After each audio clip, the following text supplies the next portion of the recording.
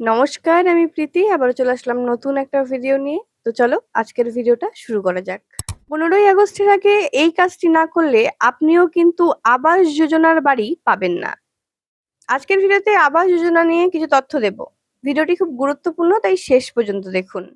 প্রথমেই বলে রাখি, আবাস যোজনার সময়সীমা 15ই আগস্ট 2026 পর্যন্ত বাড়ানো হয়েছে। অর্থাৎ যারা এখনো সমীক্ষায় অন্তর্ভুক্ত হননি অথচ প্রকৃতপক্ষে যোগ্য, তাদের জন্য এটা কিন্তু একটা গুরুত্বপূর্ণ সুযোগ। এবার বলি আপনাকে যে কাজগুলো করতে লাগবে। আপনার পরিবারের তথ্য সঠিক রয়েছে কিনা সেটা নিশ্চিত করুন।